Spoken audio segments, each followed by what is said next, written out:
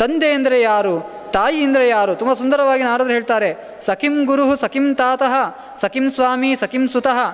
ಗುರು ಅಂದರೆ ನಮಗೆ ವಿದ್ಯೆಯನ್ನು ಉಪದೇಶ ಮಾಡುವವರು. ಗುರುಗಳು ಅಂದರೆ ಯಾರು?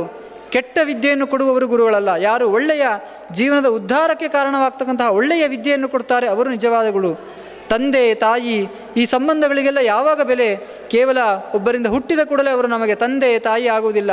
ನಮಗೆ ಸಾತ್ವಿಕ ಗುಣಗಳನ್ನು, ಸಾತ್ವಿಕ ವಿದ್ಯೆಯನ್ನು, ನಮ್ಮನ್ನು ಯಾರು ಒಳ್ಳೆಯ ಮಾರ್ಗದಲ್ಲಿ ಕರೆದುಕೊಂಡು ಹೋಗ್ತಾರೆ ಅವರು ನಿಜವಾದ ಗುರುಗಳು, ಅವರು ನಿಜವಾದ ತಂದೆ, ಅವರು ನಿಜವಾದ ತಾಯಿ. ಸಖಿಂ ಸುತಃ ಮಕ್ಕಳು ಕೂಡ ನಮ್ಮನ್ನು ಯಾರು ಒಳ್ಳೆಯ ಮಾರ್ಗದಲ್ಲಿ ಕರೆದುಕೊಂಡು ಹೋಗ್ತಾರೆ, ವೃದ್ಧಾಪ್ಯ ಕಾಲದಲ್ಲಿಯೂ ನಮ್ಮಿಂದ ಒಳ್ಳೆಯ ಕೆಲಸಗಳನ್ನು ಮಾಡಿಸಿ ನಮ್ಮನ್ನು ಧರ್ಮ ಮಾರ್ಗದಲ್ಲಿ ಯಾರು ಕರೆದುಕೊಂಡು ಹೋಗ್ತಾರೆ ಅವರು ನಿಜವಾದ ಮಕ್ಕಳು. ಅಂತಹ ಸಂದರ್ಭದಲ್ಲಿ ನಾನು ಉತ್ತಮವಾದಂತಹ ಮಾರ್ಗ ಯಹ ಕೃಷ್ಣ ಪದಾಂಭೋಜೆ ಭಕ್ತಿಂ ಧಾತುಂ ಅನೀಶ್ವರ. ಯಾರು ಭಗವಂತನಲ್ಲಿ ಭಕ್ತಿಯನ್ನು ಮೂಡಿಸುವುದಿಲ್ಲ ಅವರು ತಾಯಿಯೇ ಅಲ್ಲ. ಯಾರು ಭಗವಂತನ ಬಗ್ಗೆ ದೇವರ ಪರಿಚಯವನ್ನೇ ಮಾಡಿಸುವುದಿಲ್ಲ ಅವರು ಗುರುಗಳೇ ಅಲ್ಲ. ಯಾರು ನಮ್ಮ ಮೂಲಕ ದೇವರ ಕೆಲಸಗಳನ್ನು ಮಾಡಿಸುವುದೇ ಇಲ್ಲ ಅವರು ಮಕ್ಕಳೇ ಅಲ್ಲ ಅಂತ ಹೇಳಿಬಿಟ್ಟು ಆ ಗುರುಗಳು ಆ ಸಂಬಂಧದ ಬೆಲೆಯನ್ನು ಆ ನಾರದರು ಹೇಳಿ ನಾನು ಆ ಭಗವಂತನ ತಪಸ್ಸನ್ನು ಮಾಡಿ ಆತ್ಮೋದ್ಧಾರವನ್ನು ಪಡೆಯಬೇಕು ಅಂತ ಹೊರಟವನು. ಆದರೆ ನನಗೆ ಶಾಪವನ್ನು ಕೊಟ್ಟು ನೀವು ಆ ಸನ್ಮಾರ್ಗದಲ್ಲಿ ನೀವೇ ನನಗೆ ತಡೆಯಾಗಿ ನಿಂತಿರಿ ಅಂತ ನಾರದರು ಹೇಳಿದಾಗ ಆಗ ಬ್ರಹ್ಮದೇವರು ಹೇಳ್ತಾರೆ, ನೀನು ಭಗವಂತನ ಆರಾಧನೆಗೆ ಹೊರಟದ್ದು ತಪ್ಪಲ್ಲ, ಆದರೆ ಉಳಿದ ಎಲ್ಲ ವ್ಯವಸ್ಥೆಯೂ ಕೂಡ ಸೃಷ್ಟಿ ಎನ್ನುವಂಥದ್ದು ಅದು ಅನ್ಯಾಯ, ಸ್ತ್ರೀಯರ ಸಂಪರ್ಕ, ವಿವಾಹ ಇದೆಲ್ಲವೂ ಅಧರ್ಮ ಅಂತ ತಿಳಿದದ್ದು ನಿನ್ನ ತಪ್ಪು. ಎರಡು ರೀತಿಯ ಭಗವದ್ಗೀತೆಯಲ್ಲಿ ಕೃಷ್ಣನು ಕೂಡ ಹೇಳ್ತಾನೆ, ಎರಡು ರೀತಿಯ ಮಾರ್ಗದಲ್ಲಿ ಜ್ಞಾನ ಮಾರ್ಗ ಮತ್ತು ಕರ್ಮ ಮಾರ್ಗ ಅಂಥೇಳಿ. ಕೆಲವರು ಎಲ್ಲದರಿಂದ ವಿರಕ್ತಿಯನ್ನು ಪಡೆದು ಕೇವಲ ಭಗವಂತನ ಅನುಷ್ಠಾನ, ಭಗವಂತನ ಚಿಂತನೆಯಲ್ಲೇ ತೊಡಗಿ ಆರಾಧನೆ ಮಾಡುವವರು ಒಂದು ವರ್ಗದ ಜನರಾದರೆ, ಕೆಲವರ ಯೋಗ್ಯತೆ, ಕೆಲವರ ಸಾಮರ್ಥ್ಯ ಅವರು ಈ ಜಗತ್ತಿನಲ್ಲಿ ಸಂಸಾರದಲ್ಲಿಯೇ ಇದ್ದುಕೊಂಡು ಗೃಹಸ್ಥರಾಗಿಯೇ ಇದ್ದುಕೊಂಡು ಹೆಂಡತಿ ಮಕ್ಕಳು ತಂದೆ ತಾಯಿ ಎಲ್ಲರ ಮೂಲಕ ಧರ್ಮ ಮಾರ್ಗಗಳನ್ನು ಧರ್ಮ ಕೆಲಸಗಳನ್ನು ಮಾಡಿಸಿಕೊಂಡು ಸಾಧನೆಯನ್ನು ಭಗವಂತನ ಅನುಗ್ರಹವನ್ನು ಮಾಡುವವರು ಇನ್ನೊಂದು ರೀತಿಯ ಸಾಧಕರು. ಗೀತೆಯಲ್ಲಿ ಪ್ರಾರಂಭದಲ್ಲಿಯೇ ಶ್ರೀಮದ್ ಆಚಾರ್ಯರು ಹೇಳ್ತಕ್ಕಂತಹ ಮಾತು, ಧರ್ಮ ಅಂದರೆ ಯಾವುದು ಅಂತ ಹೇಳಿದ್ರೆ ಸ್ವವಿಹಿತ ವೃತ್ಯ ಭಗವದ್ ಆರಾಧನಮೇವ ಪರಮೋ ಧರ್ಮ ಅಂತ. ಎಲ್ಲವನ್ನು ಬಿಟ್ಟು ಕಾಡಿನಲ್ಲಿ ಕುಳಿತು ತಪಸ್ಸು ಮಾಡುವುದೇ ಅದು ಮಾತ್ರ ಧರ್ಮ ಅಂತಲ್ಲ, ಸ್ವವಿಹಿತ ವೃತ್ಯ, ನಮಗೆ ಏನು ಒಂದು ಕರ್ಮ ವಿಹಿತ ಅಂತ ಇದೆ. ಒಬ್ಬ ಬ್ರಹ್ಮಚಾರಿಯಾಗಿ ಏನೋ ಅವನಿಗೆ ಒಂದು ವಿಹಿತವಾದ ಕರ್ಮ ಇದೆ, ಒಬ್ಬ ಗೃಹಸ್ಥನಾಗಿ ಏನೋ ಅವನ ಒಂದು ಕರ್ಮಗಳು ಅಂತ ಇದೆ. ಆ ಕರ್ಮಗಳನ್ನು ಮಾಡಿಕೊಂಡು ಗೃಹಸ್ಥನಾದ ನಿರಂತರ ಅಧ್ಯಯನವನ್ನು ಮಾಡಿಕೊಂಡು ಭಗವಂತನ ಅನುಗ್ರಹವನ್ನು ಪ್ರಾರ್ಥಿಸುವುದೇ ಅವನ ನಿಜವಾದ ಧರ್ಮ. ಗೃಹಸ್ಥನಾದವನು ತನ್ನ ಕುಟುಂಬವನ್ನು ಪೋಷಣೆ ಮಾಡಿಕೊಂಡು ಈ ಕುಟುಂಬ ಪೋಷಣೆಯೇ ಭಗವಂತನ ಆರಾಧನೆ, ಇದರಿಂದಾಗಿ ಭಗವಂತ ಪ್ರೀತನಾಗಬೇಕು ಎನ್ನುವುದಾಗಿ ನಿರಂತರವಾಗಿ ಭಗವಂತನ ಚಿಂತನೆ ಇಟ್ಟುಕೊಂಡು ಅವನು ಗಾರ್ಹಸ್ಥ ಧರ್ಮವನ್ನು ಪಾಲಿಸುವುದೇ ನಿಜವಾದ ಧರ್ಮ. ಅದರಿಂದಾಗಿ ಆ ಗಾರ್ಹಸ್ಥ್ಯ ಧರ್ಮವನ್ನು ನಿಂದನೆ ಮಾಡಿದ್ದು ಸರಿಯಲ್ಲ. ಅದರಿಂದಾಗಿ ನೀನು ನನ್ನ ಶಾಪಕ್ಕೆ ಅನುಗುಣವಾಗಿ ಜ್ಞಾನಹೀನನಾಗಿ ಒಬ್ಬ ಸಾಮಾನ್ಯ ಗಂಧರ್ವನಾಗಿ ನೀನು ಹುಟ್ಟುತ್ತೀಯ. ಆ ಗಂಧರ್ವನಾಗಿ ಹುಟ್ಟಿದ ನಂತರ ಪುನಃ ಮತ್ತೊಂದು ಜನ್ಮದಲ್ಲಿ ಒಬ್ಬ ದಾಸಿ ಪುತ್ರನಾಗಿ ಹುಟ್ಟಿ ಅಲ್ಲಿ ಶ್ರೇಷ್ಠವಾದಂತಹ ಜ್ಞಾನವನ್ನು ಸಂಪಾದನೆ ಮಾಡಿಕೊಂಡು ಯಾವುದು ಧರ್ಮ ಯಾವುದು ಅಧರ್ಮ ಇದೆಲ್ಲವನ್ನು ಕೂಡ ಸರಿಯಾಗಿ ತಿಳಿದು ನಂತರ ಪುನಃ ನೀನು ನನ್ನ ಮಗನಾಗಿ ಶ್ರೇಷ್ಠ ಜ್ಞಾನಿಯಾಗಿ ಎತ್ತರದ ಸ್ಥಾನದಲ್ಲಿ ನೀನು ಭಗವಂತನ ಆರಾಧನೆಯನ್ನು ಮಾಡ್ತೀಯ ಅಂತ ಅನುಗ್ರಹವನ್ನು ಮಾಡ್ತಾರೆ.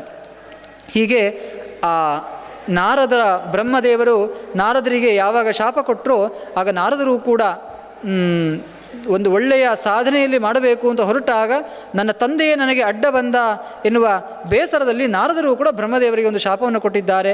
ಅಪೂಜ್ಯ ಭವವೇ ವಿಶ್ವೇಶು ಯಾವತ್ ಕಲ್ಪತ್ರಯಂ ಪ್ರಿತಃ. ಒಂದು ಭಗವಂತನ ಆರಾಧನೆ ಮಾಡಲಿಕ್ಕೆ ಅಂತ ಹೊರಟಾಗ ನೀನು ಅಡ್ಡ ಬಂದಿದ್ದೀಯಾ, ತಡೆಯಾಗಿ ನಿಂತಿದ್ದೀಯಾ, ಆದ್ದರಿಂದ ನಿನಗೆ ಲೋಕದಲ್ಲಿ ಪೂಜೆಯೇ ಇಲ್ಲ ಅಂತ ಆಗಲಿ. ನಾವು ಗಮನಿಸ್ತೇವೆ ಇವತ್ತು ಬ್ರಹ್ಮದೇವರ ಆರಾಧನೆ ಎನ್ನುವಂಥದ್ದು ಲೋಕದಲ್ಲಿಲ್ಲ. ರುದ್ರದೇವರ ಆರಾಧನೆ ಮಾಡ್ತೇವೆ, ವಿಷ್ಣುದೇವರ ಆರಾಧನೆ ಮಾಡ್ತೇವೆ.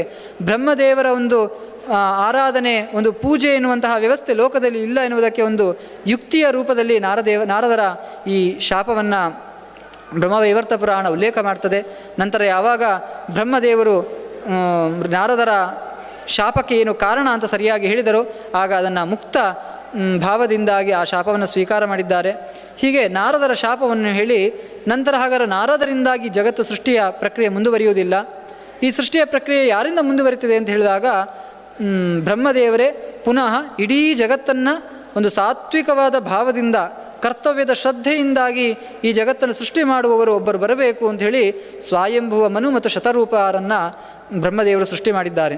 ಆ ಸ್ವಯಂಭುವ ಮನುವಿನಿಂದಲೇ ಇಡೀ ಜಗತ್ತು ಸೃಷ್ಟಿಯಾಗಿರುವಂಥದ್ದು. ನಾವೆಲ್ಲರೂ ಕೂಡ ಇವತ್ತು ಮಾನವರು ಅಂತ ಹೇಳಿಕೊಳ್ತೇವೆ ಅಂತ ಹೇಳಿದ್ರೆ ಆ ಮನುವಿನ ವಂಶದವರು ಎನ್ನುವ ಅಭಿಪ್ರಾಯದಲ್ಲಿ ಸ್ವಯಂಭುವ ಮನುವಿನಿಂದಾಗಿ ಇಡೀ ಜಗತ್ತಿನ ಈ ಸೃಷ್ಟಿ ಪ್ರಕ್ರಿಯೆ ಹರಿದು ಬಂದಿರುವುದು ಎನ್ನುವ ಅಭಿಪ್ರಾಯದಲ್ಲಿ ನಮ್ಮೆಲ್ಲರನ್ನೂ ಕೂಡ ಮಾನವರು ಎನ್ನುವಂತಹ ಶಬ್ದದಿಂದಾಗಿ ಮನುವಿನ ವಂಶದವರು ಆದ್ದರಿಂದಾಗಿ ನಾವೆಲ್ಲರೂ ಕೂಡ ಮಾನವರು ಎನ್ನುವಂತಹ ಹೆಸರಿನಿಂದಾಗಿ ನಾವು ಲೋಕದಲ್ಲಿ ಪ್ರಸಿದ್ಧಿ ಇರುವಂಥದ್ದು. ಹಾಗೆ ಆ ಸ್ವಯಂಭುವ ಮನು ಮತ್ತು ಶತರೂಪೆಯ ಇಬ್ಬರ ಮೂಲಕವಾಗಿ ಜಗತ್ತಿನ ಇಡೀ ಸೃಷ್ಟಿ ಪ್ರಕ್ರಿಯೆಯನ್ನು ಹೇಳಲಿಕ್ಕೆ ಪ್ರಾರಂಭ ಮಾಡ್ತಾರೆ. ವಸ್ತುತಃ ಈ ಮನುವಿನ ವಂಶ ವಿಸ್ತಾರವನ್ನು ನಾವು ಭಾಗವತ ಮೊದಲಾದ ಎಲ್ಲ ಕಡೆಯಲ್ಲಿಯೂ ಕೂಡ ನಾವು ವಿಸ್ತಾರವಾಗಿ ಶ್ರವಣ ಮಾಡಿರ್ತೇವೆ. ಅದರಿಂದಾಗಿ ಬ್ರಹ್ಮವೈವರ್ತ ಪುರಾಣ ತುಂಬ ವಿಸ್ತಾರವಾಗಿ ಹೇಳುವುದಿಲ್ಲ, ಸಂಕ್ಷಿಪ್ತವಾಗಿ ಹೇಳಲಿಕ್ಕೆ ಪ್ರಾರಂಭ ಮಾಡ್ತದೆ. ಆಕೂತಿರ್ ದೇವಹೂತಿಶ್ಚ ಪ್ರಸೂತಿಸ್ತಾಹ ಪತಿವ್ರತಾಹ ಪ್ರಿಯವ್ರತ ಉತ್ಥಾನಪಾದೌದ್ವೌ ಚ ಪುತ್ರೌ ಮನೋಹರವು. ಆ ಸ್ವಯಂಭವಮನಿಗೆ 5 ಜನ ಮಕ್ಕಳು, ಆಕೂತಿ, ದೇವಹೂತಿ, ಪ್ರಸೂತಿ ಎನ್ನುವಂತಹ 3 ಹೆಣ್ಣು ಮಕ್ಕಳು, ನಂತರ ಪ್ರಿಯವ್ರತ ಮತ್ತು ಉತ್ಥಾನಪಾದ ಎನ್ನತಕ್ಕಂತಹ 2 ಗಂಡು ಮಕ್ಕಳು. ಆ ಉತ್ಥಾನಪಾದನ ಒಬ್ಬೊಬ್ಬರ ವಂಶವನ್ನು ಕೂಡ ತುಂಬ ವಿಸ್ತಾರವಾಗಿ ಹೇಳ್ತಾ ಹೋಗ್ತಾರೆ. ಆಕೂತಿಯಿಂದಾಗಿ ಬೆಳೆಯುವತಕ್ಕಂತಹ ವಂಶದ ವರ್ಣನೆ, ದೇವಹೂತಿಯಿಂದಾಗಿ ಬೆಳೀತಕ್ಕಂತಹ ವಂಶವರ್ಣನೆ. ಆ ದೇವಹೂತಿಯಲ್ಲಿಯೇ ಕಪಿಲ ನಾಮಕ ಪರಮಾತ್ಮನು ಅವತಾರವನ್ನು ಮಾಡಿ ಕಪಿಲ ಗೀತೆಯನ್ನು ಉಪದೇಶ ಮಾಡಿದ್ದಾನೆ. ಹಾಗೆ ಪ್ರಸೂತಿಯನ್ನು ರುದ್ರದೇವರಿಗೆ, ದಕ್ಷ ಪ್ರಜಾಪತಿಗೆ ಆ ಪ್ರಸೂತಿಯನ್ನು ವಿವಾಹ ಮಾಡಿಕೊಟ್ಟಿದ್ದಾರೆ. ನಂತರ ಪ್ರಿಯವ್ರತನ ಮೂಲಕವಾಗಿ ಭರತ, ಋಷಭ ಮೊದಲಾದಂತಹ ಅನೇಕ ಸಾಧಕರ ವಂಶ ವಿಸ್ತಾರ ಆಗ್ತಾ ಹೋಗ್ತದೆ. ಆ ಉತ್ಥಾನಪಾದನ ಮಕ್ಕಳು, ಅದನ್ನು ನಾವು ಧ್ರುವ ಚರಿತ್ರೆಯನ್ನು ನಾವು ವಿಸ್ತಾರವಾಗಿ ಭಾಗವತದಲ್ಲಿ ಶ್ರವಣ ಮಾಡ್ತೇವೆ. ಇಲ್ಲಿ ಒಂದೇ ಒಂದು ವಾಕ್ಯದ ಮೂಲಕವಾಗಿ ಉತ್ಥಾನಪಾದಯೋ ಧ್ರುವ ಪರಮಧಾರ್ಮಿಕ, ಉತ್ಥಾನಪಾದ ತನಯ, ಉತ್ಥಾನಪಾದನ ಮಗನಾಗಿ ಧ್ರುವ ಪರಮಧಾರ್ಮಿಕ, ಅತ್ಯಂತ ಧರ್ಮನಿಷ್ಠನಾಗಿ ಅವನು ರಾಜ್ಯವನ್ನು ಆಳಿದ ಎಂಬುದಾಗಿ ಒಂದೇ ವಾಕ್ಯದಲ್ಲಿ ಆ ಧ್ರುವನ ಚರಿತ್ರೆಯನ್ನು ನಮಗೆ ಸ್ಮರಣೆ ಮಾಡಿಸ್ತಾರೆ. ಹೀಗೆ ಆ ಪ್ರಸೂತಿಯನ್ನು ದಕ್ಷನಿಗೆ ವಿವಾಹ ಮಾಡಿಕೊಟ್ಟಿದ್ದಾರೆ. ಆ ದಕ್ಷ ಪ್ರಜಾಪತಿ ಮತ್ತು ಪ್ರಸೂತಿಯ ಮೂಲಕವಾಗಿ 60 ಜನ ಹೆಣ್ಣು ಮಕ್ಕಳು ಹುಡ್ತಾರೆ ಎನ್ನುತಕ್ಕಂತಹ ಮಾತನ್ನು ಬ್ರಹ್ಮವೈವರ್ತ ಹೇಳ್ತದೆ. ಆ 60 ಜನ ಹೆಣ್ಣು ಮಕ್ಕಳನ್ನು ಯಾರ್ಯಾರಿಗೆ ಮದುವೆ ಮಾಡ್ದ? ಅದರಲ್ಲಿ 8 ಜನ ಮಕ್ಕಳನ್ನು ಯಮಧರ್ಮನಿಗೆ, 11 ಜನ ಮಕ್ಕಳನ್ನು ರುದ್ರದೇವರಿಗೆ, 13 ಜನ ಹೆಣ್ಣು ಮಕ್ಕಳನ್ನು ಕಶ್ಯಪರಿಗೆ, 27 ಜನ ಮಕ್ಕಳನ್ನು ಚಂದ್ರನಿಗೆ, ಹೀಗೆ ಅನೇಕ ಹೆಣ್ಣು ಮಕ್ಕಳನ್ನು ಯಾರ್ಯಾರಿಗೆ ವಿವಾಹ ಮಾಡಿಕೊಟ್ಟಿದ್ದು ಅಂತ ವಿಸ್ತಾರವಾಗಿ ಹೇಳ್ತಾ, ಅದರಲ್ಲಿ ಮೊದಲನೆಯವಳು ಸತೀದೇವಿ. ಶಿವಾಯ ಏಕಾಂ ಸತೀಂ ದದ್ಯಾತ್ ಕಶ್ಯಪಾಯ ತ್ರಯೋದಶ. ನಮಗೆ ಈ ವಾಕ್ಯವನ್ನು ನೋಡಿದಾಗ ಸತೀದೇವಿಯನ್ನು ರುದ್ರದೇವರಿಗೆ ಕೊಟ್ಟು ಮದುವೆ ಮಾಡಿದ್ದಾನೆ, 13 ಜನ ಹೆಣ್ಣು ಮಕ್ಕಳನ್ನು ಕಶ್ಯಪರಿಗೆ ಕೊಟ್ಟು ಮದುವೆ ಮಾಡಿದ್ದಾನೆ ಅಂತ. ನಮಗೆ ಬೇರೆ ಪುರಾಣಗಳನ್ನು ಚಿಂತನೆಗಳನ್ನು ಮಾಡಿದ್ದಾಗ ಈ ವಾಕ್ಯದಲ್ಲಿ ಸ್ವಲ್ಪ ಸಂಶಯ ಬರ್ತದೆ. ಯಾಕೆ ಅಂತ ಹೇಳಿದ್ರೆ, ಸತೀದೇವಿಯನ್ನು ವಸ್ತುತಃ ರುದ್ರದೇವರಿಗೆ ಕೊಟ್ಟು ಮದುವೆ ಮಾಡಿದ್ದು ಸ್ವಯಂಭುವ ಮನ್ವಂತರದಲ್ಲಿ, ಪ್ರಾರಂಭದ ಸ್ವಯಂಭುವ ಮನ್ವಂತರದಲ್ಲಿ. ಈ 13 ಜನ ಹೆಣ್ಣು ಮಕ್ಕಳನ್ನು ಕಶ್ಯಪರಿಗೆ ಕೊಟ್ಟು ವಿವಾಹ ಮಾಡಿದ್ದು ಈ ವೈವಸ್ವತ ಮನ್ವಂತರದಲ್ಲಿ. ವಸ್ತುತಃ 2 ಬೇರೆ ಬೇರೆ ಕಾಲದಲ್ಲಿ ನಡೆದಂತಹ ಒಂದು ಚರಿತ್ರೆಯನ್ನು ಬ್ರಹ್ಮವೈವರ್ತ ಪುರಾಣ ಒಟ್ಟಿಗೆ ಇಲ್ಲಿ ನಿರೂಪಣೆ ಮಾಡ್ತಾ ಹೋಗ್ತದೆ. ಇದನ್ನು ನಾವು ಬೇರೆ ಬೇರೆ ಪುರಾಣಗಳನ್ನು ಅಧ್ಯಯನ ಮಾಡುವ ಮೂಲಕವಾಗಿ ಈ ಸೂಕ್ಷ್ಮಗಳನ್ನು ನಾವು ಅರ್ಥ ಮಾಡಿಕೊಳ್ಳಬೇಕಾಗ್ತದೆ. ಹೀಗೆ ಅನೇಕ ತನ್ನ ಹೆಣ್ಣು ಮಕ್ಕಳನ್ನು ಅನೇಕ ಸಾಧಕರಿಗೆ, ನಾವು ಇವತ್ತಿನ ಕಾಲದಲ್ಲಿ ಯಾರನ್ನು ನೋಡಿ ಹೆದರುಕೊಳ್ತೇವೋ ಅಂಥವರಿಗೆ, ಇವತ್ತು ಸ್ವಲ್ಪ ಅವರಲ್ಲಿ ಲೌಕಿಕತೆ ಇಲ್ಲ ಅಥವಾ ಸ್ವಲ್ಪ ಶ್ರೀಮಂತಿಕೆ ಇಲ್ಲ ಅಂತ ಆದ ಕೂಡಲೇ ನಮ್ಮ ಹೆಣ್ಣು ಮಕ್ಕಳನ್ನು ನಾವು ಮದುವೆ ಮಾಡಿ ಕೊಡುವುದಕ್ಕೆ ನಾವು ಹಿಂಜರಿತೇವೆ. ಯಾರು ಅತ್ಯಂತ ಸುಖಮಯವಾದ ಜೀವನವನ್ನು ಮಾಡ್ತಾ ಇದ್ದಾರೆ, ಅವರು ಎಷ್ಟು ಸಾಧನೆಯನ್ನು ಮಾಡ್ತಿದ್ದಾರೆ, ಅವರು ಯಾವ ಮಾರ್ಗದಲ್ಲಿ ಆತ್ಮೋದ್ಧಾರದ ಮಾರ್ಗದಲ್ಲಿ ಹೋಗ್ತಿದ್ದಾರೋ, ಇದು ಯಾವುದನ್ನು ನಾವು ನೋಡದೆ ಕೇವಲ ಲೌಕಿಕ ಭೋಗದಲ್ಲಿ ಮುಳುಗಿರ್ತಕ್ಕಂತಹ ವ್ಯಕ್ತಿಗಳಿಗೆ ನಮ್ಮ ಹೆಣ್ಣು ಮಕ್ಕಳನ್ನು ಕೊಡುವಂಥದ್ದು ಹೆಚ್ಚು ನಾವು ಇವತ್ತು ಲೋಕದಲ್ಲಿ ನೋಡ್ತಾ ಇದ್ದೇವೆ. ಆದರೆ ನಮಗೆಲ್ಲರಿಗೂ ಕೂಡ ಇಲ್ಲಿ ದಕ್ಷ ಪ್ರಜಾಪತಿ ನಮಗೆ ಆದರ್ಶಮಯನಾಗ್ತಾನೆ. ನಾವು ಯಮಧರ್ಮ ಅಂತ ಕೇಳಿದ ಕೂಡಲೇ ಹೆದರಬೇಕು, ಆದರೆ ಅವನಲ್ಲಿರ್ತಕ್ಕಂತಹ ಧರ್ಮನಿಷ್ಠೆಯನ್ನು ನೋಡಿ ಅವನಿಗೆ ತನ್ನ 8 ಮಕ್ಕಳನ್ನು, ಆ ಹೆಣ್ಣು ಮಕ್ಕಳನ್ನು ಧರ್ಮರಾಜನಿಗೆ ಮದುವೆ ಮಾಡಿಕೊಟ್ಟಿದ್ದಾನೆ. ಕಶ್ಯಪರು ಅತ್ಯಂತ ತಪೋನಿಷ್ಠರಾದವರು, ನಿರಂತರವಾಗಿ ತಪಸ್ಸಿನಲ್ಲಿ ತೊಡಗಿರುವವರು. ಆ ಕಶ್ಯಪರಿಗೆ ತನ್ನ 13 ಮಕ್ಕಳನ್ನು ಮದುವೆ ಮಾಡಿಕೊಟ್ಟಿದ್ದಾರೆ.